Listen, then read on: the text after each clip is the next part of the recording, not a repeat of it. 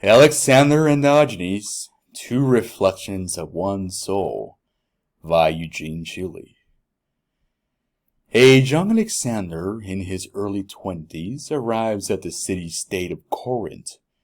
He was not yet known as the Great, but certainly he was the most powerful man in Greece.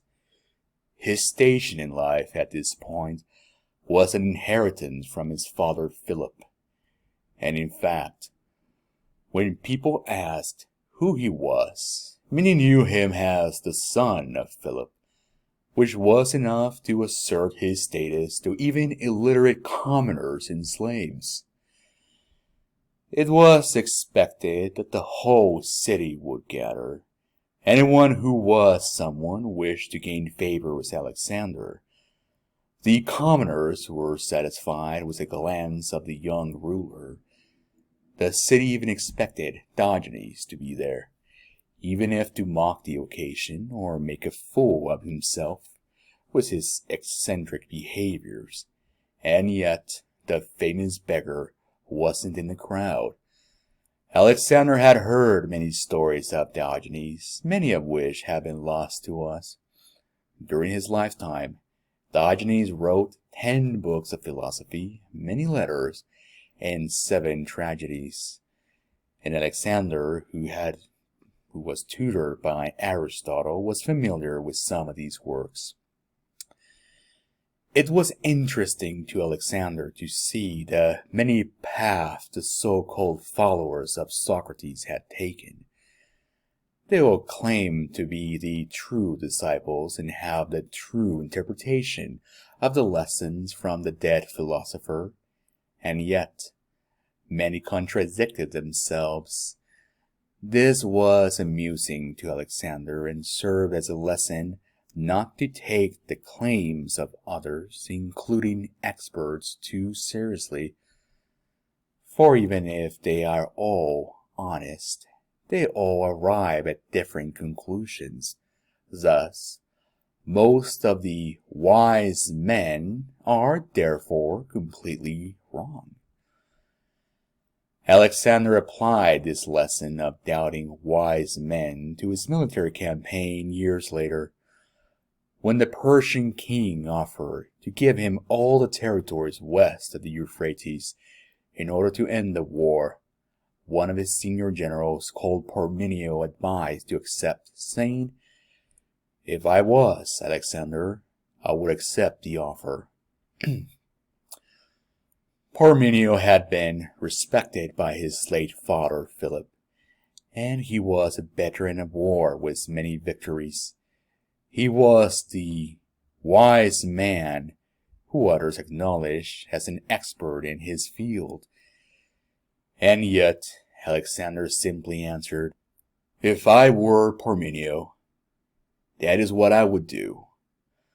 But I am Alexander, and so I will answer in another way."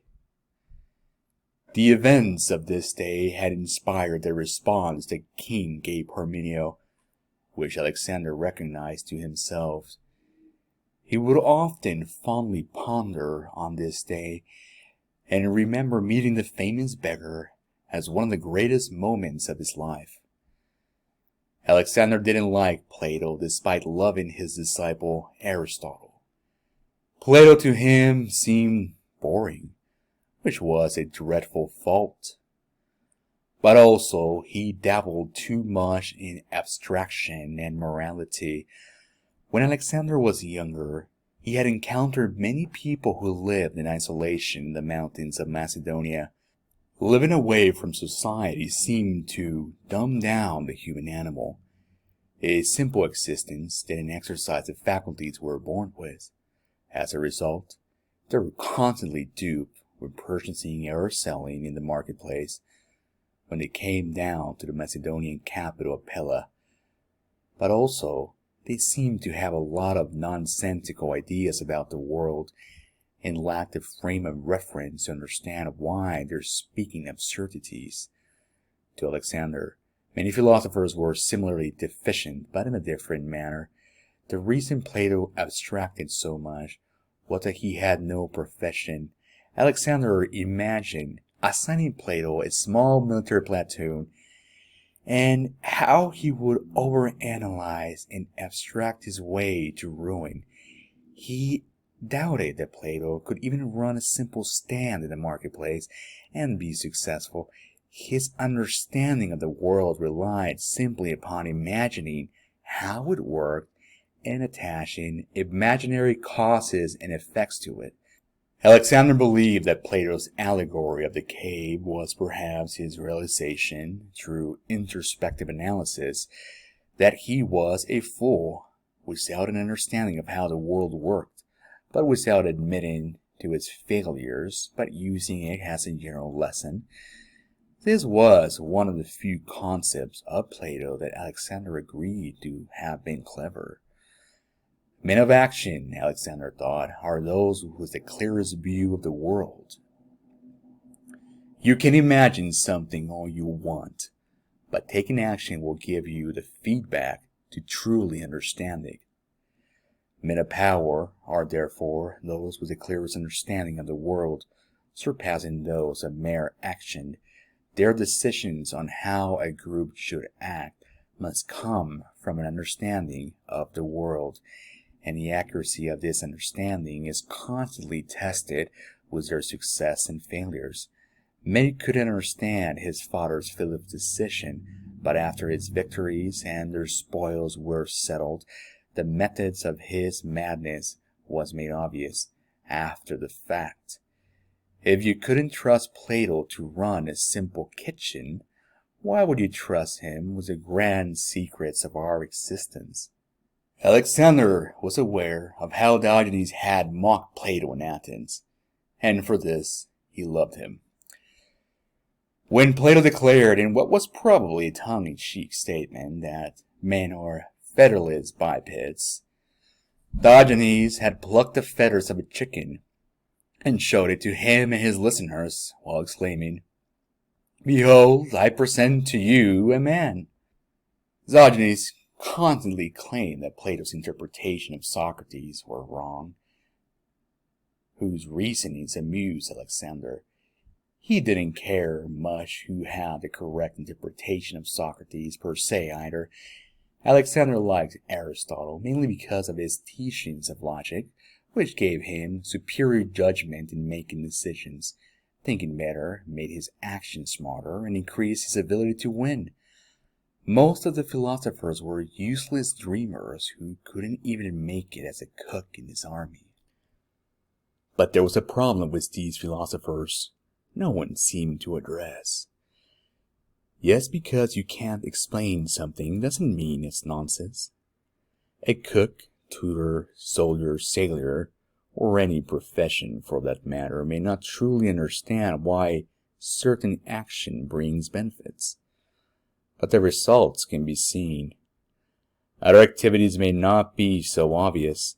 Why do the Greeks love art so much? Is there an explanation for the performance of tragedy and statues across the cities? Must we decorate our pottery? Is our music, festivals, or customs useful? Some philosophers claim these to be rubbish because you can't attribute them to a logical why.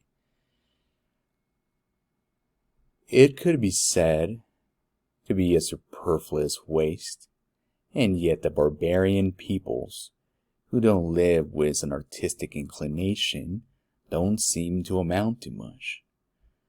There's a hidden mechanism reason alone won't be able to grasp. There's the ability to understand which can't be placed into words. In a fight or a hunt, you oftentimes react in a split second out of pure instinct. A good story will give you an understanding of things you can't fully explain. A grasp of things that lacks words exists, which animals seem to share with us. The tacit element of understanding things is being declared rubbish by these fools who proclaim to be wise. Alexander didn't find the appeal in Socrates. To him, he was like a child who kept asking their parents why endlessly. Eventually the parents didn't have an explanation, but this didn't mean that their whole belief system was nonsense. Neither was abiding by tradition, many of which are the results of trial and error, and activities passed down whose origins are obscure but nonetheless are highly practical. Bah, Socrates! Had the Athenians not done it, I would have fed him his favorite drink myself, he thought. Alexander, who adored Hellenic literature and authors such as Homer, he disliked Socrates and his questioning of everything. If the why half-wits had their way, our people would be worse off than the barbarians, and everything that makes us Hellenes unique would vanish when our customs, traditions, and art are gone, he thought. And besides, Athens was at war. Having the youth doubt the effort in defending their homeland is a treasonous act. Alexander remembered the scene in the Iliad where Odysseus beats Thersites with his staff and reproaches him and orders him to keep quiet and stop acting against the war effort. Homer describes how the soldiers cheered and said this had been the greatest thing Odysseus had done since arriving at Ilion, and they were probably right. Athens was covered with statues of great men, but had it been populated by great men, Socrates wouldn't have had much of an opportunity to make his childish why nonsense so popular. The philosophers, for the most part, were nothing but the likes of Thersites, running amok and being proclaimed wise by fools. Diogenes' constant mockery of Plato had brought the young Alexander into a burst of laughter many times as he heard the many tales of the famous beggar. When arriving at Corinth, he was hoping to find him and looked constantly at the crowd of Corinthians in the hope of catching a glance. When he was certain he wasn't among the crowd, he finally asked one of the wealthy Corinthians, "Where is your famous beggar?" A few streets from them, Diogenes lay naked under the sun. This seemed rather curious to Alexander, for his arrival was obviously the main attraction in the city. He would have known about it, didn't show up, but didn't make a lot of an effort to avoid him either. It's as if he was waiting for him. He approached the famous beggar with a large group consisting of upper-class Corinthians and his own men. Seeing the large gathering getting closer, Diogenes sat up and waited for them to arrive. Alexander looked at the naked old man and smiled. Here was the famous beggar he had heard so much about. "Do you know who I am?" Alexander asked. Diogenes responded with "I," and a nod, but didn't elaborate further. "I am Alexander of Macedon, son of Philip," said the young man, watching the beggar's reaction. Diogenes acted disinterested, and looking up, yes, nodded again, indicated he understood what the name meant. Alexander was fascinated. Everyone else labored so hard for his affection, and Alexander knew that this was due to self-interest. He could destroy them if he wanted to, and also highly reward them. But here was a man who owned nothing, seemed to want nothing, and truly acted as if having not a care in the world. Alexander pondered on this sight and wondered, what does he want? What could you offer a man that wants apparently nothing? I could cover him with riches, giving him a position at my court, restore some of the power and status this disgraced son of a banker had been destined to have. Would he take it? Would he let go of everything he preached and claimed to believe, and take one of my offers." Now curious to see if Diogenes, the man who carried a lantern during the day, and when asked what was he doing, exclaimed to be looking for an honest man without being able to find one, would take the opportunity to leave poverty behind along with his supposed convictions. "Ask of me anything, any wish. If it's in my power, I will grant it to you," Alexander said to him while looking into his eyes. Alexander saw a twitch in his face, which told him he understood the possibilities of the offer. It seemed that his eyes were beginning to water while showing joy in them, as if he was being rescued from a life of shame and misery. But this only lasted an instant, and only Alexander, who was paying attention, caught it. Diogenes then gave a nonchalant, careless expression and said, "Could you move a little? You're blocking my sun." Alexander doesn't take his eyes away from his face. As the rest of the group burst into laughter, Diogenes shares a barely visible smile, and Alexander smiles back and nods in understanding. As they walked away, his fellow Macedonians cracked jokes about the event. While Alexander put together the pieces, Diogenes had been exiled from Sinope for the accusation of debasement of the currency.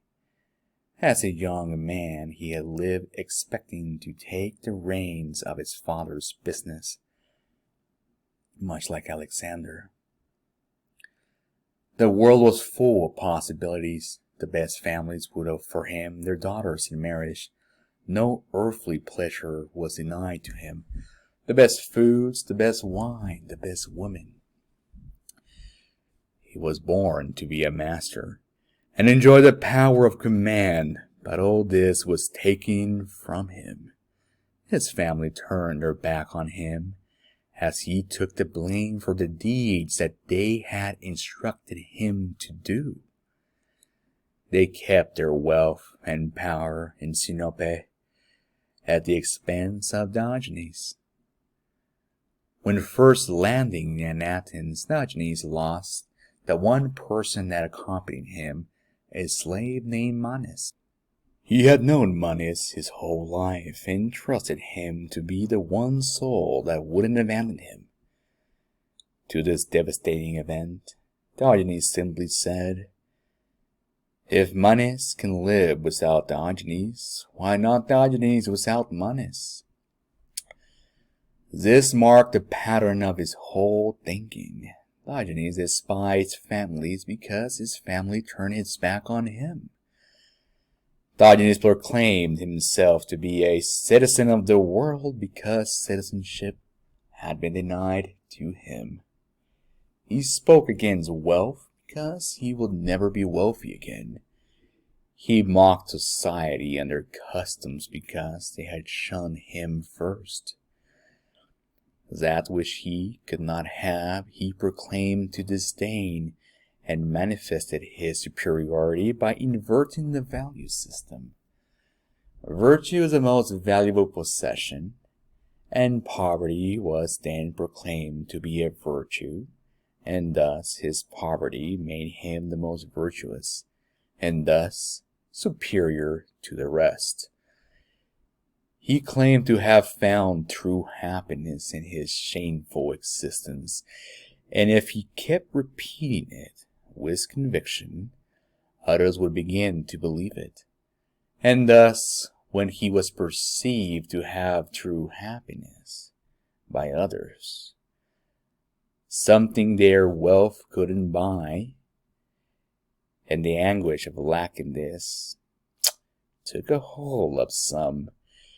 His mockery of norms, beliefs, wealth, etc. marked him above the rest.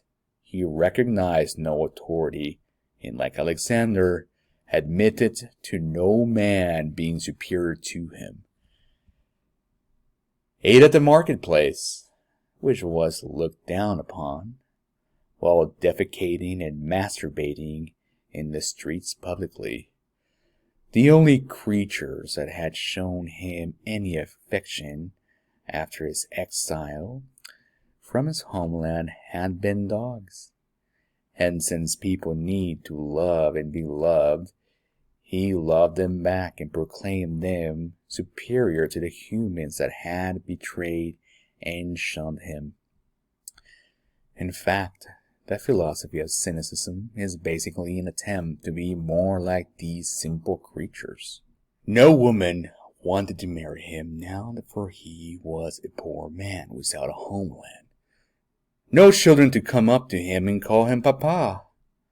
No one looking up at him as a man of status and power ever again. No one running to do as he had ordered. Alexander knew too well the act Diogenes was playing. His eccentric behavior was a mask. When first arriving in Athens, he tried to fit in and establish a new life. He was shunned, homeless, and friendless. He attempted to stay cheerful for a while, but eventually accepted that there was nothing he could do to remedy the situation. The shame of being the son of a wealthy banker, now having to beg and sleep in the streets of a foreign state, ate him up alive. But he had no shoulder to cry his pain away. His behavior and philosophy were the means to establish self-worth and live on after his death through his fame. He became a counterculture icon because of the attention it gave him and even providing followers. Had he kept trying to be loved, he would have been loveless. By pretending not to care, he got some attention and love, but at the expense of not being able to show love back or even appearing to care about the fame he labored so hard to get with his many books and scandals. Now the famous beggar had made the most powerful man in Greece, the king of Macedonia, come to him. The king had offered to fulfill a wish, which he rejected with a witty remark. To everyone else it was a funny anecdote, but Alexander understood the true meaning behind this statement. Could you move a little? You're blocking my sun meant. Share with me some of the spotlight. This day would no longer be known as the day Alexander visited Corinth, but the day Alexander and Diogenes met. The story of the beggar that didn't need the king's favor would be told throughout Greece, and the name of Diogenes be even better known. That was the wish of Diogenes, to have his name and deeds be told throughout Greece and be remembered after his death. Being a king and military commander is much like being an actor. You have to play the part for you to be taken seriously. You can't truly be yourself, as you must manage people's interpretations of you.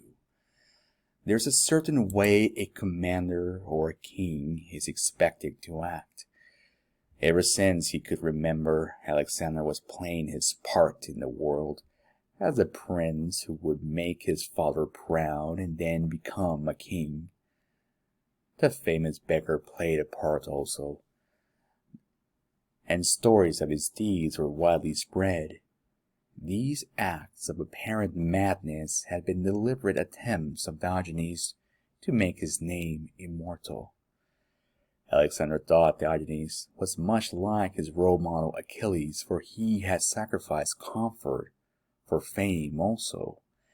Had Diogenes accepted the offer of Alexander, he would have been known as a hypocrite, and his fame and philosophy banished. But by not accepting the offer, It amplified his fame to new heights.